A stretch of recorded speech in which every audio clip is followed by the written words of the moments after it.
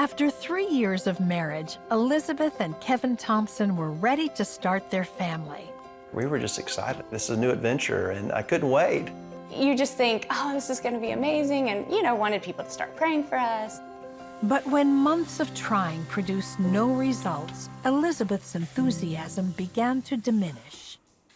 Kind of feel like maybe this should have happened by now. And then when you hit that 8, 9 months and you're creeping up on a year, I started getting kind of panicky, like, what if something's really wrong? Still, they continued to ask God to bless them with a child. I remember my prayers gradually getting more anxious and more desperate.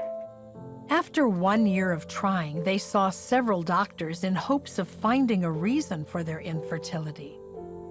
But we really weren't getting any answers. It was unexplained infertility.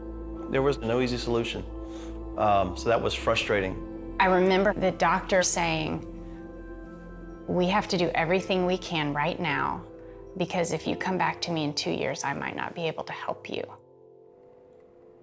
With Kevin employed as a minister in Atlanta, Georgia, they both spent a lot of time working within their church.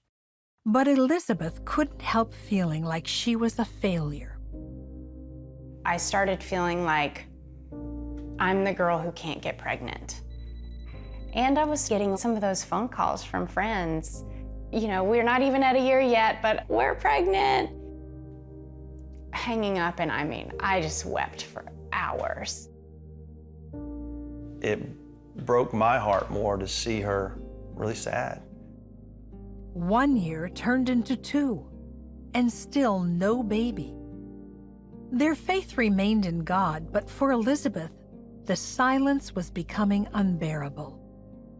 I would show up to my morning prayer times and just kind of be like, well, God, we both know what I have to say. Now it's your turn.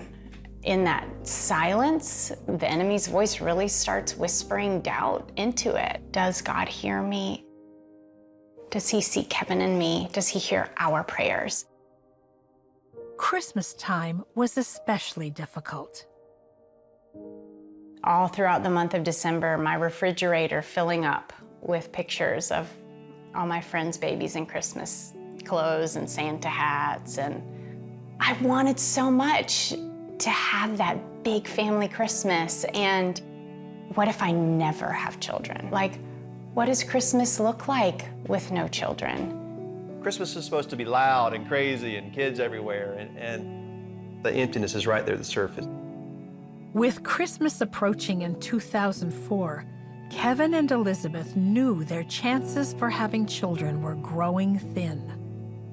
I just remember feeling very aware, if we got to that 3-year point, being considered in long-term infertility, it probably won't happen. Just this desperation, kind of this sense of now or never. After presents and Christmas dinner with Elizabeth's family, they all gathered together for a time of prayer. So we start going around, we're all praying for the year to come, and without fail, everybody prayed, please God, by this time next year, give Kevin and Elizabeth a baby. That was our prayer, by this time next year. It made such a huge difference, that prayer that night, and it was a very significant moment. 3 months later, Elizabeth decided to take a pregnancy test. She and Kevin waited to see the results. We buy one of these digital ones, and we're waiting, staring at it. And when that word pregnant popped up on there, I just burst out crying, and we're sitting on the bathroom floor, and we're hugging each other. I can't believe it. I am pregnant. Exactly 1 year after the Christmas prayer with her family, Elizabeth gave birth to their daughter, Cassidy. The moment they placed her in my arms and I'm looking at this little blinking, wide-eyed baby, I'm thinking, God gave her to us and this really happened. And I'm a mom and Kevin is a dad.